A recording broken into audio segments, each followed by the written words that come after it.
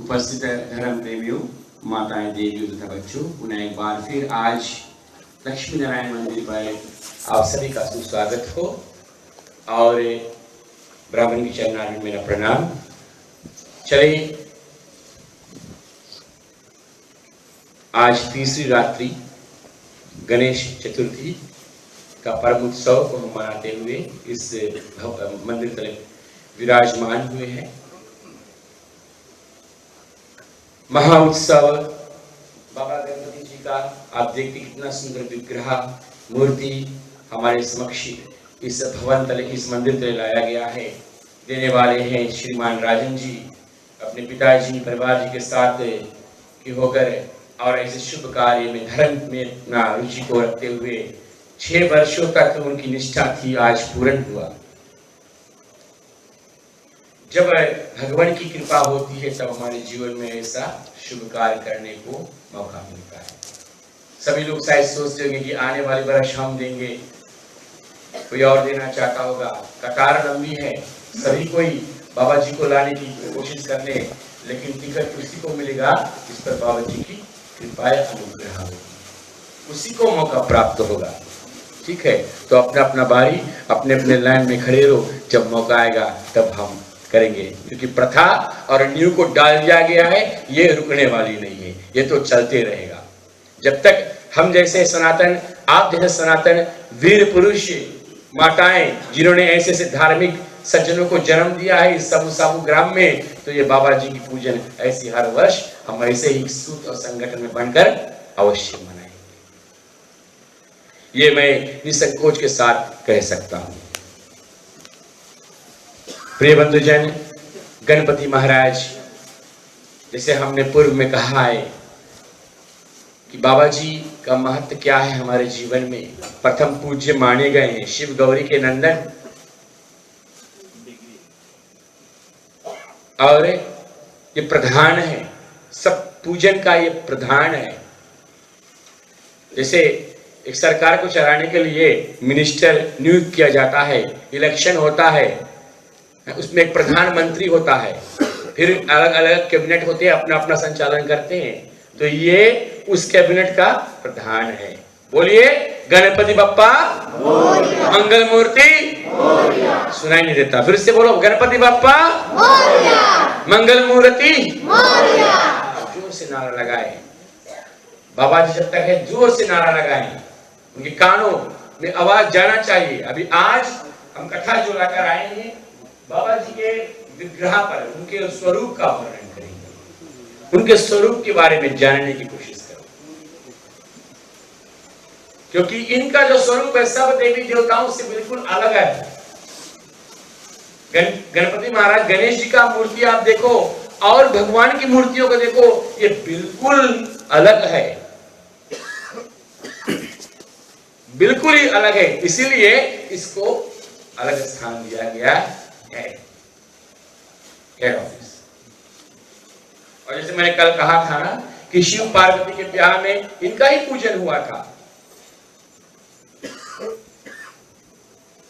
तुलसीदास ने बड़ा सुंदर दोहा लिखा है, मुनि अनुशासन गणपति। जहां पर शिव और पार्वती का ब्याह होता है तो वहां पर ये दोहा आया है, मुनि अनुशासन ही गणपति, पूजे ओ शंभु भगवान। कौन? शिव और पार्वती ने उसका पूजन किया। कौ सुनी संशय करे जनी, सुरयानी है जिए जान। कि अगर कोई सुनता है कि मां पिता के शादी में पुत्र का ब्याह हुआ, तो तुलसीदास जी ने निर्णय कर दिया कि मन में संशय नहीं करना, हम आदि और अनादि गणेश की पूजन, इसका नहीं जो साकार रूप में पुत्र बन गया है। तो कल की कथा हमने ली थी, और कल की कथा कहां पर विराम दिया था, किसको याद है? अलीशा बिल्कुल आगे ही बैठी थी। अलीशा आप बताओ। ठीक है, वेरी स्मार्ट गर्ल है अलीशा, आज हमको बताएंगी कि कल की कथा कहां पर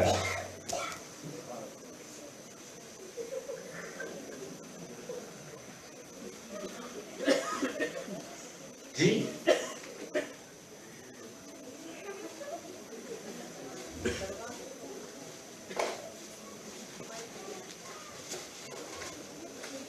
माइक चाहिए आप सबको ज्ञात कराए कल की कथा कहाँ पर थी, कुछ तो बताएं। कोई तो होगा। अच्छा चलो अलिशा को छोड़ते हैं, कोई तो होगा। आओ चले आओ। आज मेरे पास प्राइज नहीं है, उधार लूंगा, पंडित जी लेकर रखते हैं, तो आएगा कल तो बताएंगे। कल बताओ कल कथा का क्या सुना आपने कथा में?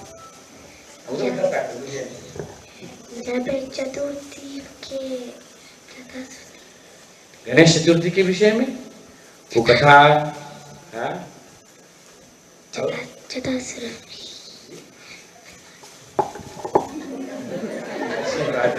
शर्मा रही है। और कोई चाहता है?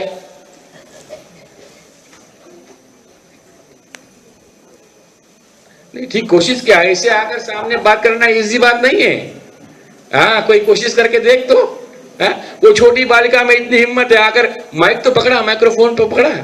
हाँ शाबाश, कोशिश किया आपने। और कोई? इतने कान थे, सुने। मेरे ख्याल से कल 200 कान यहाँ पर थे, 100 आदमी ना, दो कान, उससे ज्यादा था संख्या। हाँ जी, कोई किसने कहा?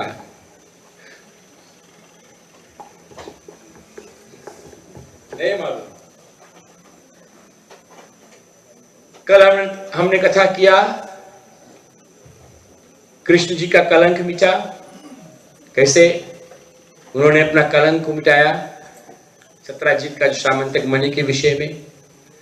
और पुनः फिर शनिदेव की कथा कहे, जिनके द्वारा गणेश जी का सिर छिंदन हुआ था, शनिदेव महाराज। और विराम ये कथा इस प्रकार से कि शनि को श्राप मिला था, और फिर यही विवरण कथा में आए थे। आज गणपति महाराज की विग्रह जो स्वरूप है उसके विषय में हम वर्णन करेंगे। जब हम पूजन करते हैं, दीपावली का पूजन हो या गृह प्रवेश पूजन हो, कोई नया गाड़ी आपने ले लिया हो, तो पंडित जी सिंदूर से आपसे क्या बनवाते हैं? द्वार पर या मोटर पर या ग्रह पर क्या बनवाते हैं? स्वस्तिक ना? हाँ स्वस्तिका। हाँ ठीक है। कैसे बनाया जाता है?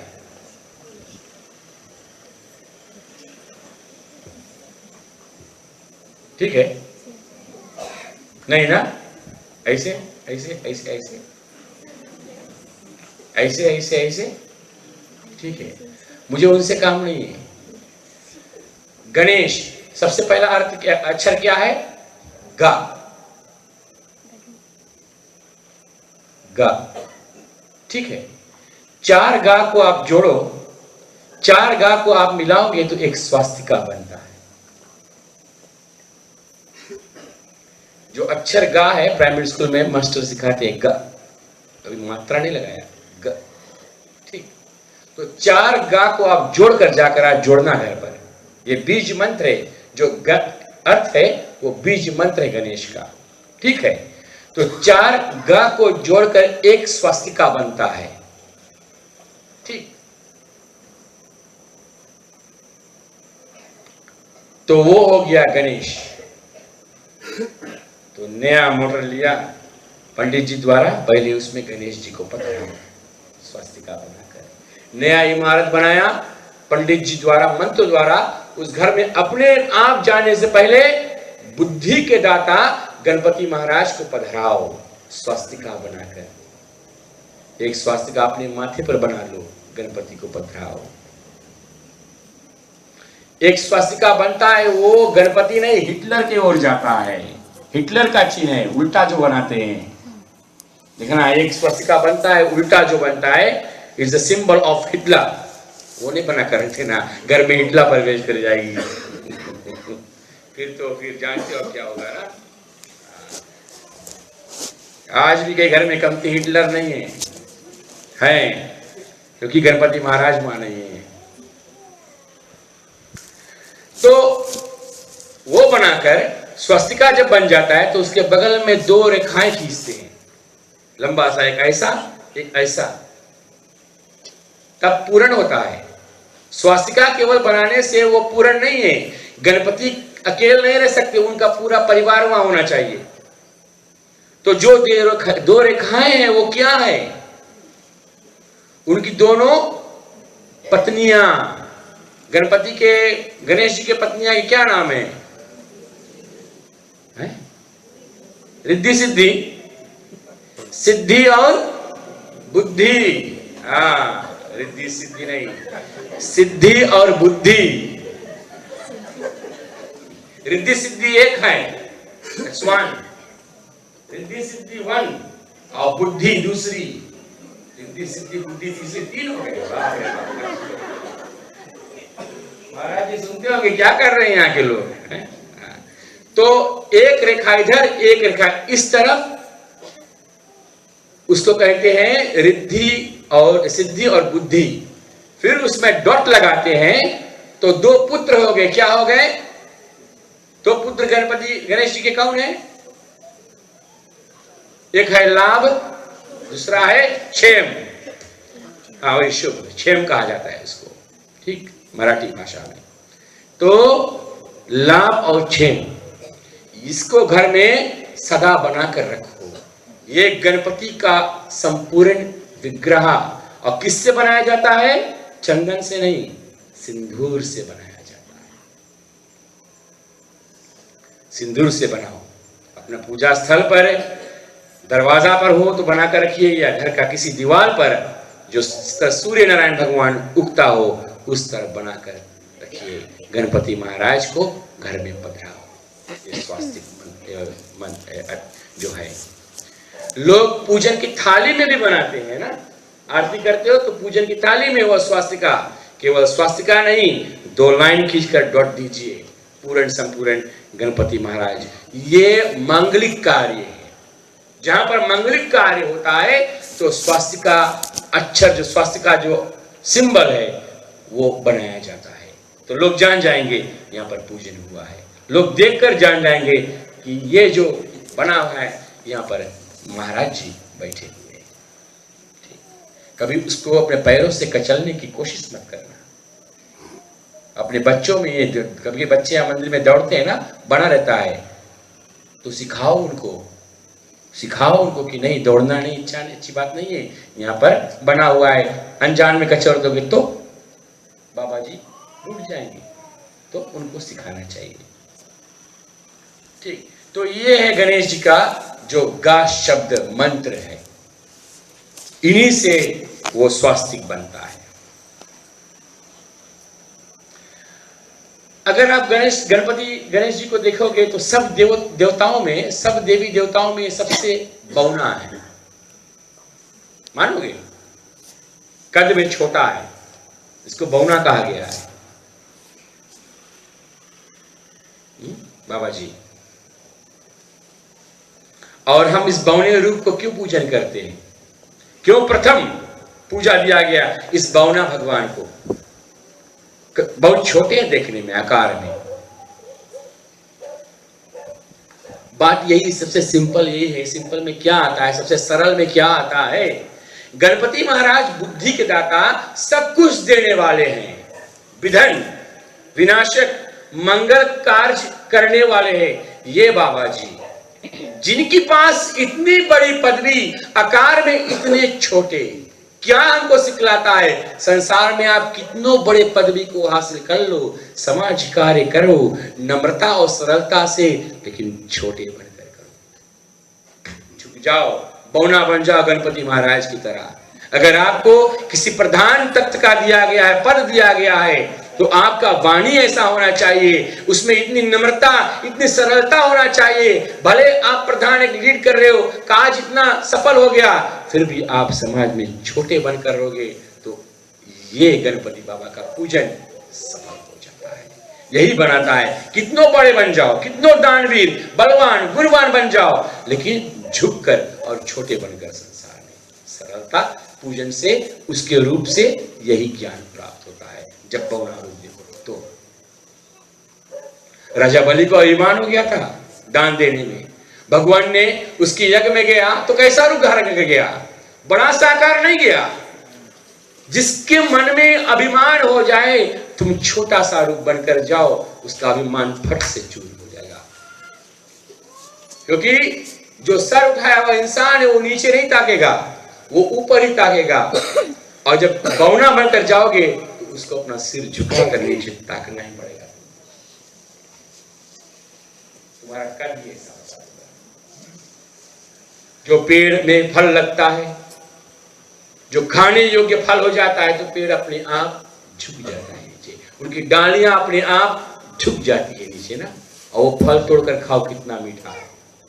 जब कच्चा रहता है तो ऊपर पत्थर मारोगे, सकता है घूमकर आपको लग जाए। काहे कि वो पेड़ बताता है अभी मैं खाने योग्य नहीं हूं, वो फल अभी खाने का योग्य नहीं है। तो बाबा जी का बौना स्वरूप यही हमारे जीवन में यही सिखलाता है प्रिय बंधुजन, छोटा जीवन।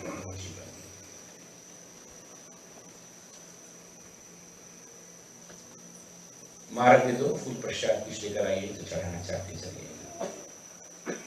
फिर आप बाबा जी के विग्रह पर देखोगे तो सबसे बड़ा वस्तु क्या दिखेगा आपको ऊपर,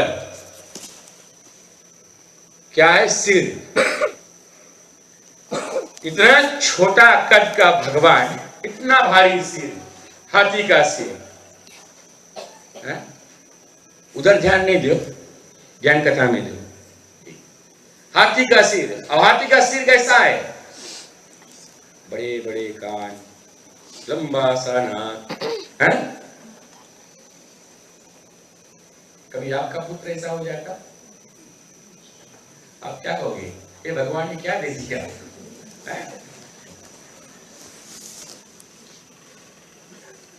प्लास्टिक सर्जरी करा देंगे कितने लोग, राइट साइड करो का, राइट साइड करो ना, है ना।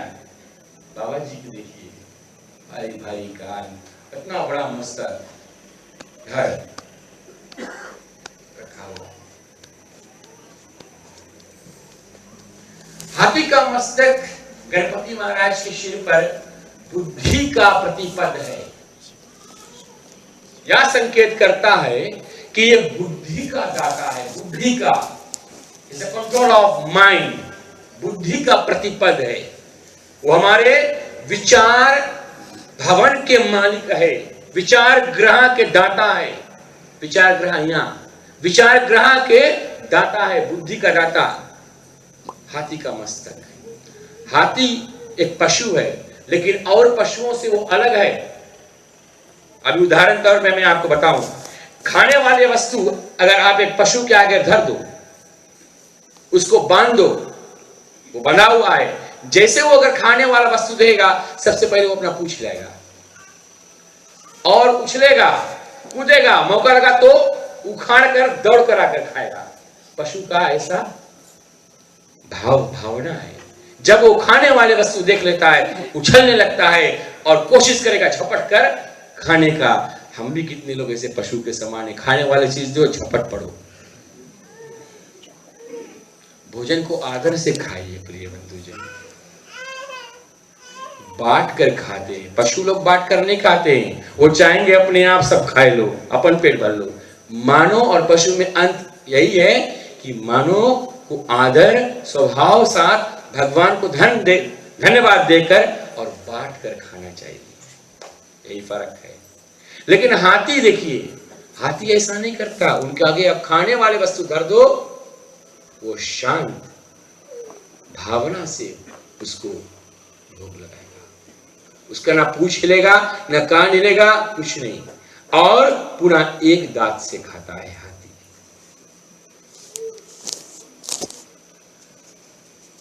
बड़ी सरलता और नम्रता से वो भोग लगाता है।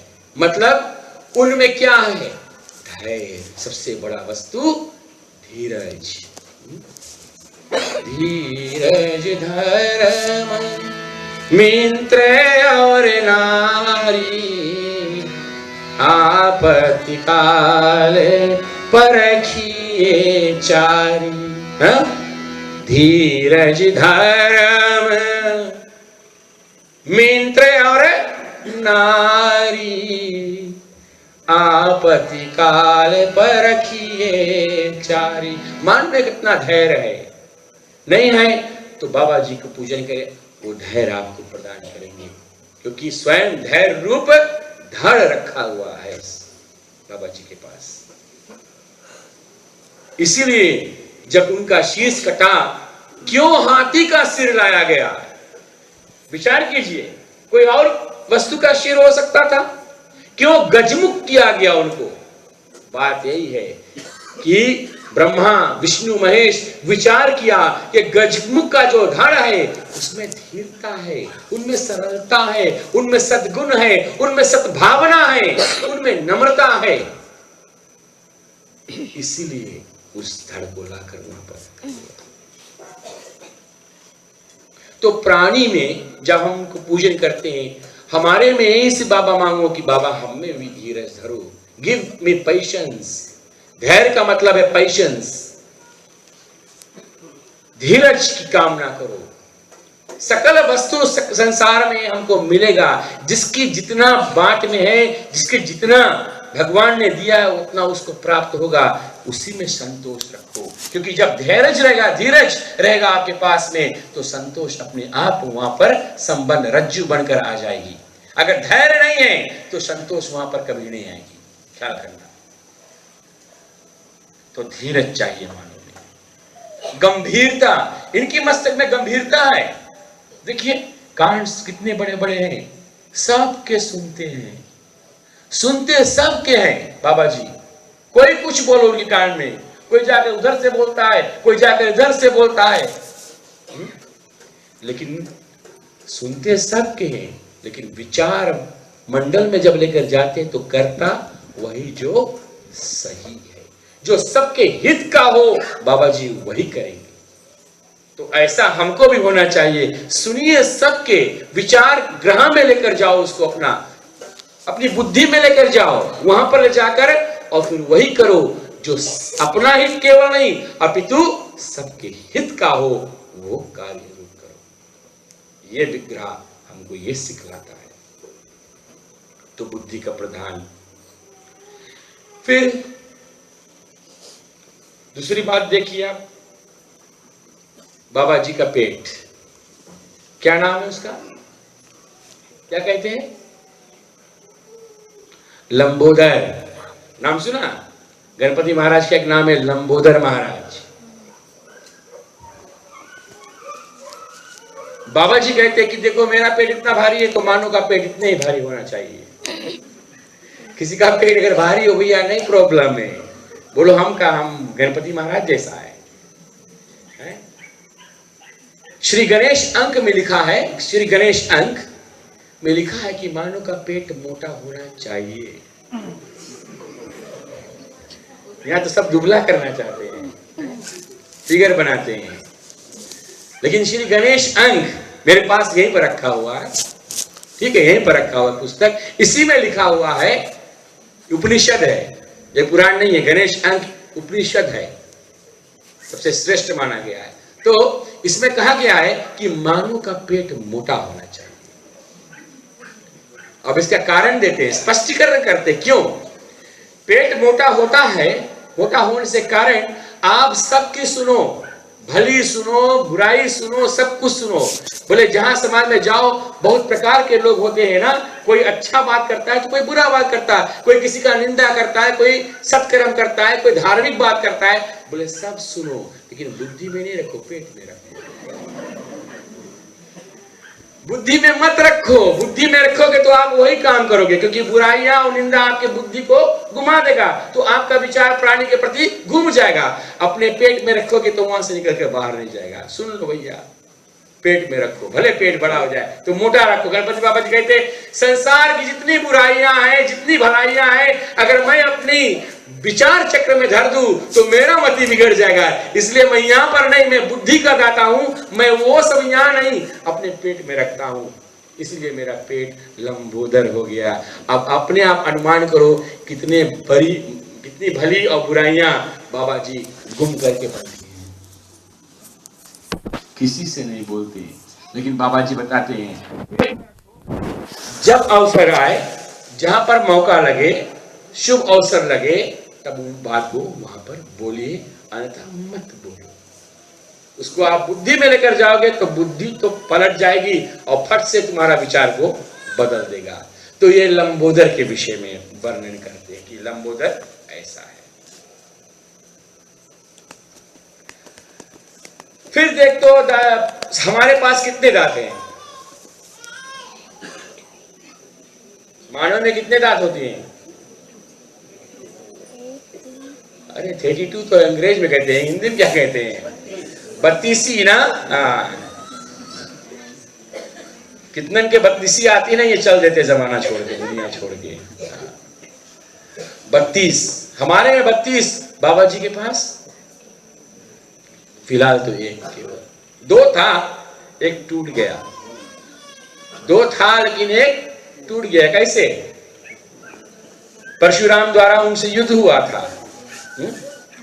कारण है इसका, विकराल कारण है इसका। क्या परशुराम नहीं जानते ये शिव गौरी के नंदन गणपति महाराज? परशुराम जी शिव भक्त हैं। शिव दर्शन करने के लिए कैलाशपुरी को गए और शिव पार्वती अपने अंतरिक्ष में है। तो गणपति जी से कहे, गणेश जी से कहे कि आप द्वार पर रहो, हम लोग अंदर हैं और किसी को अंदर आने ना देना अभी इस वक्त। परशुराम भी तो भगवान विष्णु का अवतार है। क्या उनमें इतना बुद्धि नहीं था कि गुरु की जब तक आज्ञा न हो तो हम अंदर दर्शन करने जा नहीं सकते? वो जानते थे, लेकिन इसमें रहस्य है। ये लीला होना अनिवार्य था, इसको मिटाने वाले का कोई हक नहीं है। ये लीला होना था, कारण है इसमें। अभी बताएंगे आपको।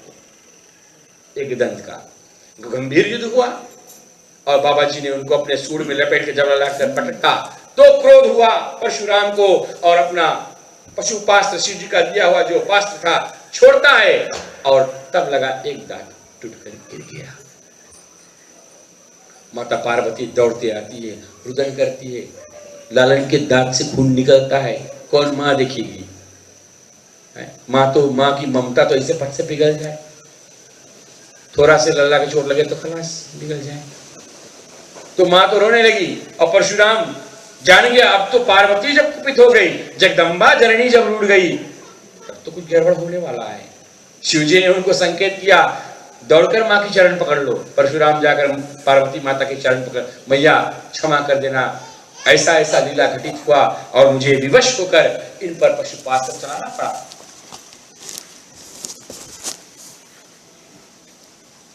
तब शिव जी कहते हैं, यह लीला मैंने किया है, इसमें कोई बात नहीं है। क्यों? आदि कल्प में मेरे नाखून से ब्रह्मा जी का मस्तक कट गया था। जब ब्रह्मा जी ने झूठ बोला था कि मैंने शिवलिंग का नाप ले लिया और लौटकर केतकी को लेकर जब आए, वहां पर वाद विवाद हुआ, तो मेरे उस भैरव रूप ने ब्रह्मा जी का जो झूठा मस्तक था उसका अपने उंगली के नाखून से मैंने काट दिया था। तो मुझे ब्रह्म हत्या लगा है और ब्रह्म हत्या को मिटाने के लिए पंचम वेद का रचना करना आवश्यक है। बिना पंचम वेद यानी कि महाभारत होना आवश्यक है। और इस पंचम वेद का रचना कोई और नहीं, गणपति महाराज जी लिखेंगे इसको। और इसको लिखने के लिए और कुछ नहीं, ये गणपति महाराज जी अपने दांत से लिखेंगे। और व्यास मुनि ने उसका वाच किया है। गणपति महाराज ने भोज पात्र में कोई कलम नहीं, कोई पेंसिल, कोई पेन नहीं, गणपति महाराज ने जो महाभारत है, जो पंचम वेद है, स्वयं अपने एक दंत से उसको लिखा है। वो महाभारत को वाच करने वाले कौन? व्यास मुनि। और लिखने वाले कौन? स्वयं गणपति महाराज। उन दोनों में बात हुआ था लिखने का। गणपति महाराज ने क्या कहा, मैं अपने दांतों से तो लिख रहा हूं, लेकिन जिस समय आप बोलना बंद करोगे मैं लिखना बंद कर दूंगा। वहीं महाभारत खत्म है। व्यास जी तो सोच में पड़ गए।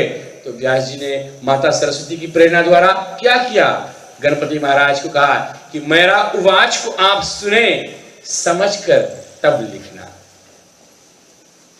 तो जितने देरी में बाबा जी समझने की उसको ट्रांसलेशन करने में लग जाते हैं, उतने देर में व्यास जी अपना बाहर घूमकर पुनः फिर आ जाते थे। उस क्षण इंटरवल हो जाता था। तो एक दंत का मतलब है एकता। एक दंत का मतलब है एकता। उसके स्वरूप को देखो, जो एक दांत है वो दिखलाता है एकता। हम बूंदिया के लड्डू बनाते हैं कि नहीं? माता जानती होगी बूंदिया क्या है? बूंदी एक एक बूंदी अलग अलग ऐसे पड़ा बिखरा हुआ रहता है ना, तो फिर कैसे उसके बटोरते हैं और फिर क्या लगाते हैं उसमें? घी। घी लगाकर बांधते हैं मुट्ठी में ना, बांधकर एक मोदक बनता है। अब जब एक मोदक बन जाता है तो गिनो उसमें कितना बूंदियां हैं, फिर आप गिन पाओगे कितना बूंदिया है। वही बाबा जी हमको बतलाते हैं कि मुझे मोदक अर्पण करना है ना, तो एक व्यक्ति नहीं आओ मंदिर में, आओ अकेले नहीं आओ मंदिर में, एकता साहित करके आओ, संगठन बंद कराओ, एकता हो जाओ। ये गणेश चतुर्थी एक प्राणी के लिए, राजन के लिए नहीं है, समस्त कल आप बताओ सब जिला में, ताकि हम एकता में होकर महाराज की ये उत्सव में एकता। जैसे बूंदी के लड्डू अलग अलग बूंदियां बिखरे होते हैं और हम बनाकर मुट्ठी में बांधकर एक करके लाकर अर्पित करते हैं। वही गणपति बाबा जी बताते हैं कि मेरी एक दंत को देखिए, एक दंत से मैं सैकड़ों बूंदियों के लड्डू को खाता हूं, एक दंत से, क्योंकि मैं आपको यह दर्शाता हूं कि हे प्राणी मात्र अपने आप में एकता, यूनिटी को लेकर आओ, एकता बांधिए, बिगाड़िए मत। ये नहीं को आज नंगेरे मंडली का पारी है और आज बूढ़ा मंडली का पारी तो हम कहे जाइए, इसमें एकता नहीं है, ये एकता नहीं है, ये विभाजन है। ये मत कहो कि ये गुजरात समाज का है। जिस समय हम कहते हैं गुजरात समाज और हिंदू समाज, हम वहां एकता है, वो दो अलग कर दिए हैं। हम केवल एक धर्म को जानते हैं, वो क्या है? मानव धर्म। जिस दिन हम मानव धर्म समझ जाएंगे, हम में एकता तुरंत व्याप जाएगी।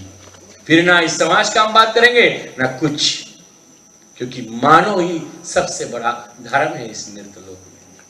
तो बाबा जी ने सिखाया है हमको, और कोई नहीं सिखाता है कि एक दांत से मैं खाता हूं, मुझ में एकता है, तू भी एक दांत से खाकर देख। तो अगर किसी का 32 अगर 31 गिर जाए, एक बचाए तो डरो नहीं, उससे भी खाने की कोशिश करो। बाबा जी को देखो, बाबा जी एक दांत से खाता है, तुम भी एक दांत से खाओ। क्या खाओ? सब चीज छोड़ दो के लड्डू खाओ।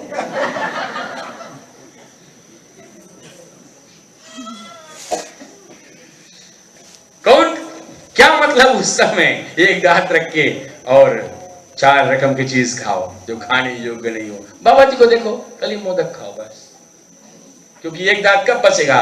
70 में ना, तो उस समय जाने का समय हो जाएगा, 80 बरस के जाने का समय हो जाएगा, लड्डू का और हाली चले जाओगे। ठीक है, तो चले हम कोशिश करें, जैसे अभी भी हम एकता एक संगठन में बंधे हैं, लेकिन कोशिश करें कि ये जो वो समाज की है, ये समाज की है, ये सभा की है, वो सभा की, ये सब निकालो बात को। ये अच्छी बात नहीं है। ये मंडली की पारी, वो नॉट गुड। पारी बांट दिया जाता है क्योंकि यहाँ पर वियोजन हो, लेकिन विचार ऐसा मत रखो कि हम नहीं उसका है तो वो करें, नहीं, ऐसा नहीं होना चाहिए। ये मंडली, ये मंदिर प्रधान का नहीं है, मैं आपको बतला दूं, ये मंदिर प्रधान का नहीं है, वो तो केवल इसको कार्य रूप दे रहा है अपने कमेटी जी के साथ में। ये मंदिर खुला है, सभी का है ये मंदिर। कितने लोग के पैदाइश नहीं होंगे, ये मंदिर तब बना था। अब कैसे बना था? ये यहाँ कुछ लोग हैं, हमारे पिताजी जानना चाहते हैं, उनके पास जाओ, वो अच्छी तरह से बताएंगे। एक एक सेंट, अभी तो 1 सेंट नहीं है, लेकिन एक एक सेंट प्राणी का इसमें दान स्वरूप में आया है। खून पसीने गिरा है, तब ये इसकी नींव को डाली गई है, ये आज चमक रहा है। और इसे और भी बढ़ाना है, समय आ गया बोल दूं, इसे और बढ़ाना है। हम चाहते हैं यहाँ पे बड़ा विशाल हॉल बना दिया जाए। अभी देखो बैठने की सुविधा, कुछ लोग बाहर बैठे हैं, तो इस दीवार को हम ऐसे कर देंगे ताकि जब ऐसा सम्मेलन हो सभी को बैठने की सुविधा हो जाए। तो क्या जब हमारे बुजुर्ग लोग ने उस समय जब कुछ नहीं था बिना कर इस जगह पर लाकर कर दिया, तो हम क्या मर गए हैं? जागो और इसको कार्य रूप दो, ताकि जल्द से जल्द सब जिला में एक सुंदर सा हॉल बन जाए। इस मंदिर पर कोई बेटी अगर हो, जिस कोई गरीब हो जिनके आंगन द्वार नहीं है, तो यहाँ पर आकर शादी करें, मुफ्त में करें। उतना तो हम कर सकते हैं। जब उस समय ये इतना यहाँ तक कर सकते हैं, हम इससे आगे तो लेकर जा सकते हैं ना। तो मेरा करवत मांग है, अभी भी आप 1 सेंट उस पेटी में छोड़ सकते हैं। वो उसका वैल्यू उतना ही है, $1 नहीं 1000 के बराबर हो जाएगा। अब देकर तो देखिए, वैल्यू बढ़ाने वाला और कोई नहीं है। कौन? गणपति बप्पा। वो कर देंगे वैल्यू पर, बस। दूसरा, बाबा जी को सिंदूर चढ़ता है। सिंदूर मांगलिक कार्य में इस्तेमाल किया जाता है। सब जगह सिंदूर नहीं लगाया जाता है। जिसकी शादी हो जाए उस माता का चिन्ह है क्या? उस स्त्री का चिन्ह क्या है? सिंदूर। पति ने पंडित द्वारा मंत्र द्वारा माथे में सिंदूर छोड़ते हैं ना। हाँ, आजकल केवल टच करते हैं। आजकल केवल सिंदूर का भार मिट गया है, केवल टच कर लो यहाँ पर। मुझे तो मालूम, हमारी माता जी हम तो छोटे थे, देखते पूरा भरती थे मांग, है ना। लेकिन आजकल तो टीवी सीरियल का प्रभाव थोड़ा ज्यादा है, केवल टच करते हैं और लेकर हाथ में झंडा और नारा लगाते हैं, हमारी मांगे पूरी करो। अरे अपने आप अपनी मांग को आप आधा रखे और पूरी कर लो। पहले तो पूरी होता था, अभी नारा लगाते हैं हमारी मांगे पूरी करो।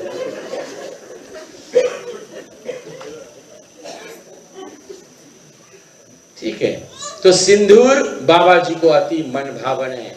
सिंदूरासुर का नाम असुर था। पराशर ऋषि कश्यप और अदिति के द्वार पर भगवान महोत्कट का जन्म होता है। महोत्कट, कश्यप और अदिति का पुत्र होते हैं महोत्कट। एक कल्प का भेद ऐसा भी है। और महोत्कट महाराज सिंदूरासुर का नाश करने के लिए अवतार लेते हैं। सिंदूरासुर को जब मारा तो सिंदूरासुर ने भगवान गणपति महोत्कट से विनय प्रार्थना किया कि हे महाराज, आपकी पास से आज हमारा मृत्यु हुआ है, मुझे कोई अच्छी योनि में डालिए। मैंने जीवन में कोई अच्छा काम नहीं किया, बहुत त्रासित किया, धर्म पर अधर्म किया, अत्याचार किया, प्राणियों को सताया, दुखियों को सताया, दुख दिया। अब की बार हमें अच्छा योनि प्राप्त कराओ। तो गणपति महाराज जी कहते, तू मेरे हाथों से मरा है, जा तू वृक्ष बन जा। तू वृक्ष बनेगा और तेरे वृक्ष से लोग तेरे पत्ती को निकाल कर झुरा कर जो पाउडर बनाएंगे वो मेरे मस्तक पर चढ़ेगा। तू मुझे अति प्रियशाली रहोगे, ये वरदान मैं आपको देता हूं। वही सिंदूरासुर से आज सिंदूर का जन्म हुआ। सिंदूर पेड़ वहीं से उत्पत्ति होता है, जिस पेड़ से, जिस पत्ती से सिंदूर बनता है भारत देश में। और भगवान गणपति को सिंदूर चढ़ाना तो अति प्रसन्न हो जाते हैं। दुर्वा देखिए, भगवान जी को दुर्वा चढ़ाया जाता है। 21 दुर्वा आप एक बांधकर पंडित जी ने से बताया था। किसी को ज्यादा अगर पेट में जलन हो, गैस्ट्रिक हो, बहुत कॉमन डिजीज है भी गैस्ट्रिक। खूब तेल खाए तो गैस्ट्रिक हो ही, 3 बजे तक खूब प्याली खेले जा तो गैस्ट्रिक हो ही ना, खाली पेट। हाँ, गणपति बप्पा मोरिया। अब बोलो भैया कहाँ सुध गए हो? गणपति बप्पा, हाँ मोरिया नहीं छोड़ो, हाँ नारा लगाते रहो। तो 21 गिनिए, 21 दुर्वा को आप गणपति महाराज जी के पेट में छुपाकर अर्पण करो, जलन हटेगा। बाबा जी को जलन हुआ था एक समय, और तब दुर्वा छुआने से उनका जलन शांत हुआ। दुर्वा बहुत छोटा ग्रास है, देखिए आप दुर्वा को कहीं अच्छी सफेद जगह से लाकर तोड़कर चढ़ाओ। नानक जी ने कहा दुर्गा का इतना छोटी रहे, का इतना छोटी है, लेकिन काम देखो कितना बड़ा करे। चढ़े किसके? जो सबसे प्रमुख देवता है। दुर्गा किसको चढ़ता है? जो सबसे प्रमुख देवता है गणेश जी महाराज को, उसके काम में आता है, उसको चढ़ाया जाता है।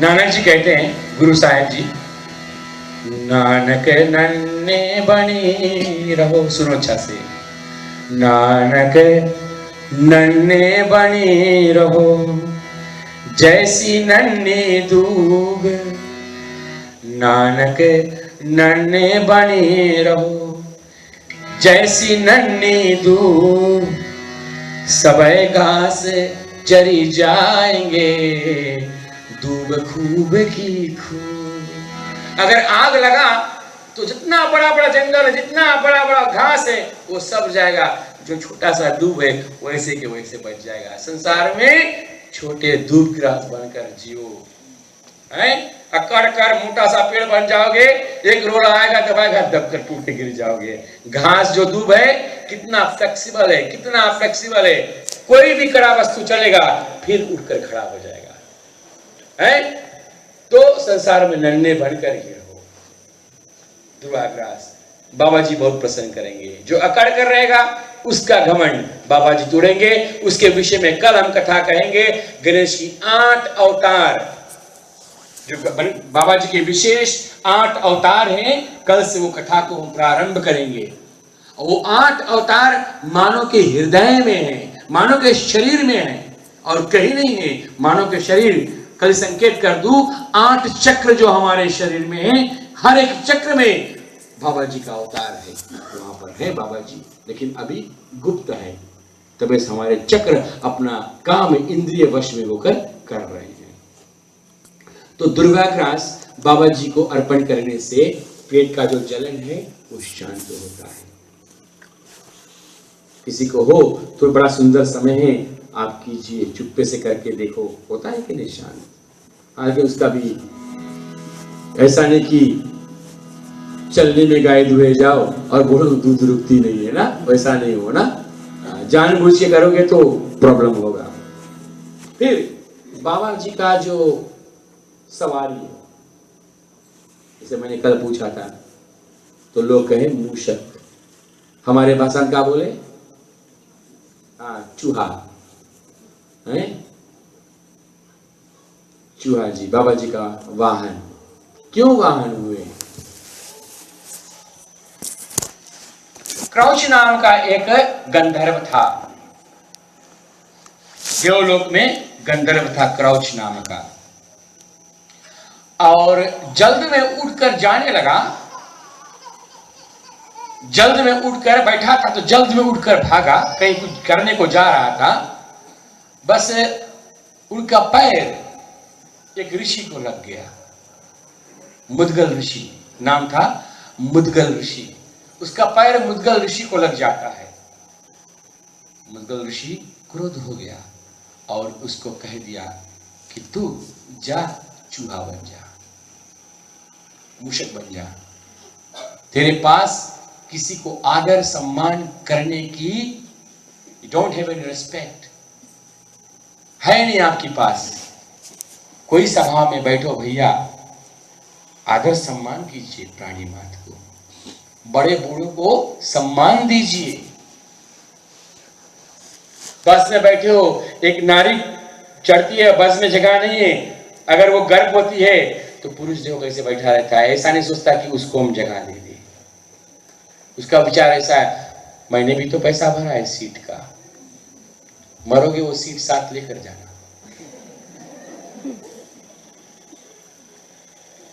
ये जो सम्मान है हमारी समाज से घटती जा रही है। मैं संकेत कर रहा हूं अपने जो नौजवान, हमारे जो भाभी काल के बच्चे हैं, सीखो सम्मान, आदर सम्मान सबसे बड़ा वस्तु है संसार में। ऐसे नहीं फट से घूम के जवाब दे दिया जाता है। कोई कुछ बोले, जैसे मैंने कहा गणपति बाबा की तरह पेट बना लो, ठीक है, प्रॉब्लम सॉल्व हो जाएगा। कोई कुछ बोले पेट में रख लो, बोलो नहीं उस समय, विचार करो पहले।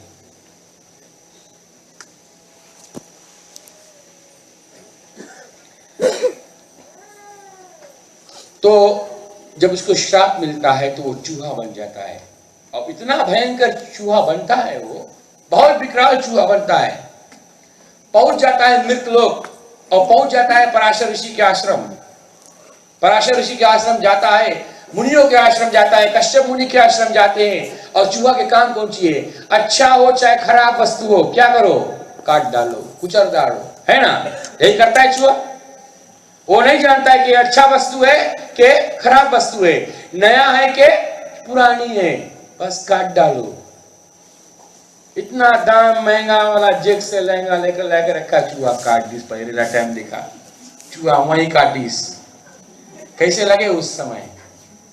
काहे चूहा उस समय दिखाई आगे? अगर आदमी से कट जाता आयन करने में, अगर जल जाता थोड़ा, बताता आदमी के गया, पति को बता के थोड़ा आयन कर लो, बेचारा गया तो आयन करने और हीट से जल गया। अरे भैया, शिशुपाल कमती सुनाया रहा भगवान कृष्ण के। शिशुपाल ने कल 100 गालियां सुनाया था कृष्ण भगवान को, तब सिर कटा था। यहाँ 1000 सुनने के तैयार रहो और 4-5 साल सुनिए, जब तक दूसरा उतना दाम के नहीं लिख दी हो तब तक है ना। लेकिन चूहा काट देता तो कोई चूहा को नहीं खोज कर जाकर मारता है। क्यों? उसके पीछे कोई नहीं भागता है, कोई नहीं कहता कि उस चूहा ने उसको काट डाला, इतना महंगी वस्तु था, इतना दाम की था, इतना नया था, तो कोई नहीं। काहे नहीं जाकर चूहा को खोजो? खोज पाओगे तब तो।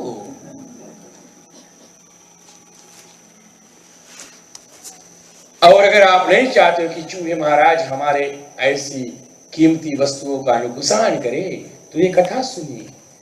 तो जब मुनियों को सताने लगा चूहा महाराज, उनके अच्छे अच्छे वस्तुओं को, कपड़े को, पूजा करने वाले स्थान को जाकर काटता है, कुतर डालता है, तो मुनि क्या करते हैं? तंग हो जाते हैं।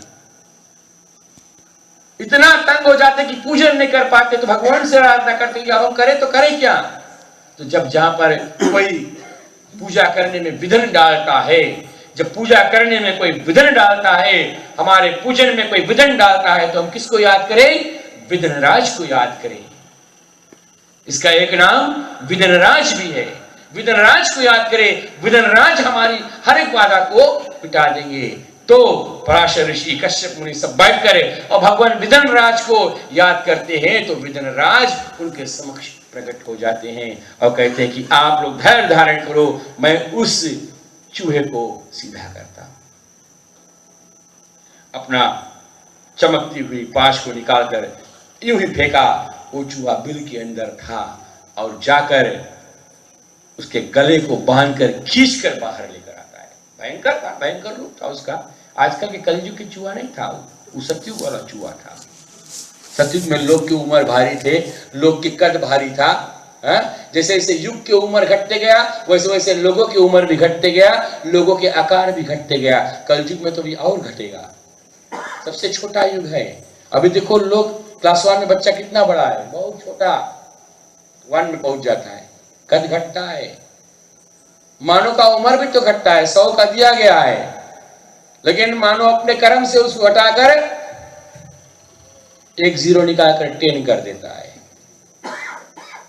कोई 30 तो कोई 40 तो कोई 50 तक दिख पाए। फिर राम नाम सत्य है। गणपति बप्पा जी हाँ। जब चूहा को खींचकर उनका पास बाहर लेकर आते हैं, गणपति महाराज को देखता है, कांपने लगता है चूहे, वो मूषक कांपने लगा।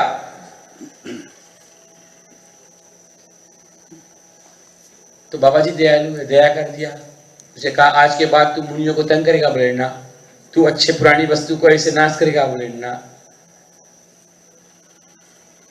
तो ये जान गया कि हमसे बलवान कोई और है, उसे जान गया हमसे बलवान। तो गणपति महाराज बुद्धि के दाता है, चूहे की बुद्धि से खेल दिया। बोले क्या? बोले अच्छा ठीक है, मैं आपसे प्रसन्न हूं, आप जो वरदान मांगो मैं आपको दूंगा। विघ्नराज कहते हैं मूषक से, आप जो वरदान चाहो मांग लो। मूषक के मन में अभिमान हो गया है, ये मुझसे कह रहा है वरदान मांगने को, अहंकार तुरंत व्याप गया। बोले नहीं नहीं, मैं आपसे क्या मांगू, तू चाहो तो मुझसे मांग ले। चूहा मूषक कहता है गणपति जी से, विघ्नराज से, तू चाहो तो मुझसे मांग ले। तो विदनराज ने कहा ठीक है, तू मुझे देना चाहता है तो मेरी वाहन बन जाओ, तू मेरी वाहन बन जाओ। अब चूहा मूषक सोचता है, बाबा आप इतने भयंकर हो, इतने भारी आपका आकार है, मैं आपको कैसे ढूंढूंगा? नहीं, आपने तो वरदान दिया है, तैयार हो, मैं बैठने को आ रहा हूं, सवारी चाहिए। देखिए भगवान अभिमान को कैसे नष्ट करता है। जिसको अभिमान हो जाता है भगवान उसे अपने नीचे दबा देते हैं। गणपति महाराज जी हुई सवार हुए मूषक पर। मूषक का तो प्राण पखेरु निकलने वाला था, वो तो उड़ने वाला था, प्राण अब की तब निकलने वाला। हे गणपति महाराज कृपा करो, थोड़ा हल्का हो जाओ, अपना वजन को थोड़ा हल्का कर दो ताकि मैं आपकी सवारी बन सकूं। महाराज ने दयावंत होकर अपने शरीर को हल्का कर दिया और चूहे महाराज गणपति जी की सवारी हो गए। मतलब कि अगर हमारे घर में चूहा हम आए तो क्या हमको संकेत कर रहे हैं? गणपति बाबा को आप भूल गए हो। उसकी नारा लगाइए और बोलिए गणपति बप्पा मोरिया।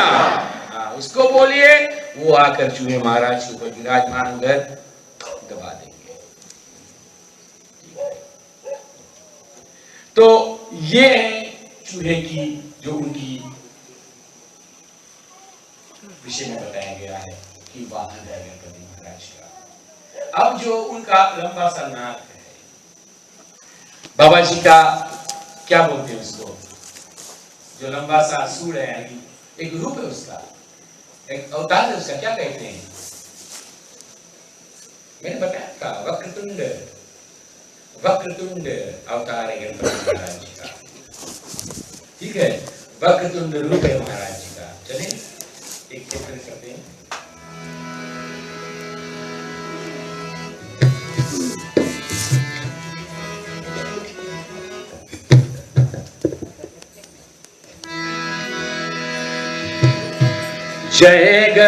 जय गणपति जय जय गणनायक।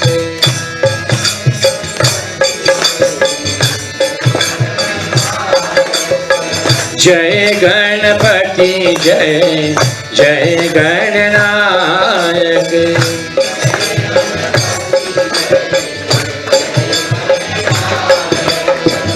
जय जन मन मंगल सुखदायक। मंगल सुखदायक। जय जन मन मंगल सुखदायक।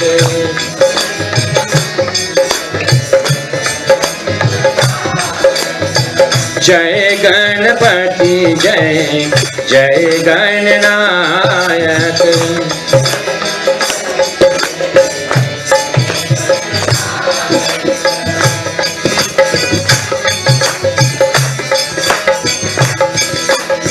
एक रदन गज बदन विनायक।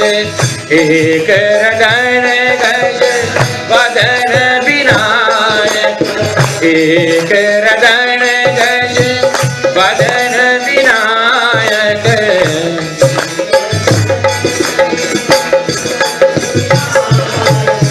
कृपा सिंधु सुंदर वरदायक। कृपा सिंधु सुंदर वरदायक। जय गणपति जय जय गणनायक।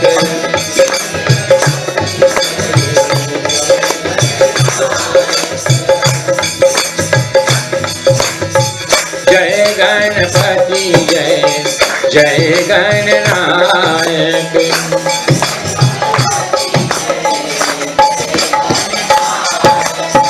जय लंबोदर मूषक वाहन।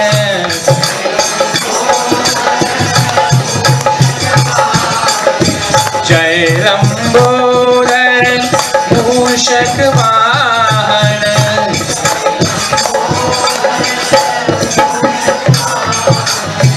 जय जगतारण विधन विनाशन।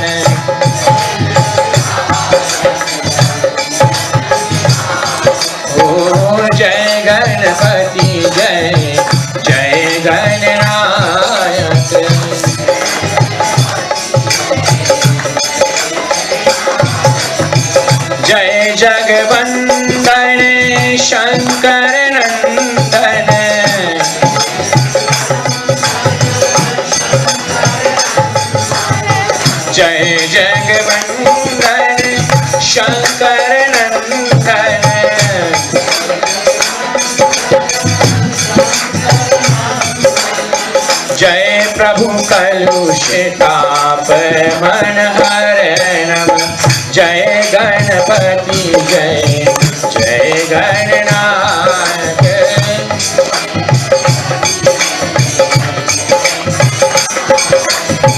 बुद्धिराशि शुभ ज्ञान प्रकाशक।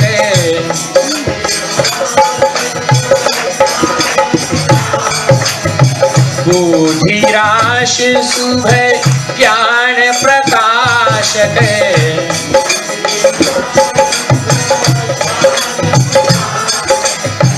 जय प्रभु मोदक प्रिय वरदायक।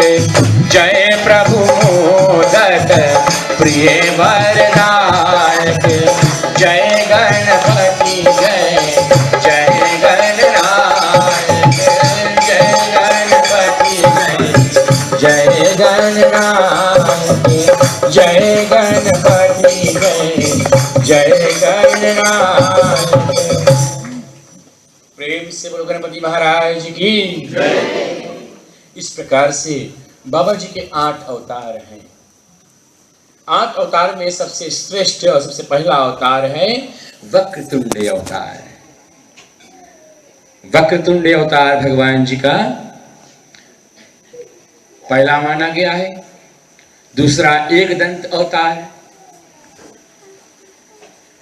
फिर तीसरा लंबोदर महोदर अवतार भगवान का। लंबोदर, दामोदर, विघ्नराज, विकट अवतार, विघ्नराज अवतार। और जो अंतिम 8वां अवतार है जो कली में होने वाला है, क्या नाम है? फेसबुक पे था भैया, किसी ने छोड़ा था, मैं देख लिया। का मतलब नहीं कि फेसबुक नहीं जाओ, मैं कहता हूँ फेसबुक के साथ साथ और बुक भी पढ़ो। धूम्रकेतु अवतार, कलयुग में भगवान गणेश का जो अवतार होने वाला है उसको कहते हैं धूम्रकेतु अवतार। ठीक, तो कल की जो पूजन है, कल की जो कथा है, हम आग्रह करेंगे हमारे पंडित जी, हम आशा रखते हैं कि उनके बेटे का स्वास्थ्य जल्द से जल्द ठीक हो जाए और महाराज पंडित परमेश महाराज हमारे साथ हो जाएंगे। कल का जो पूजन है उसी भाव से होगा दिन में, है ना, और फिर शाम को प्ररुष्यवन पूजन आरंभ, और फिर 7:30 बजे हम कथा लेकर आ जाएंगे। ठीक है, तो कल पुनः एक बार फिर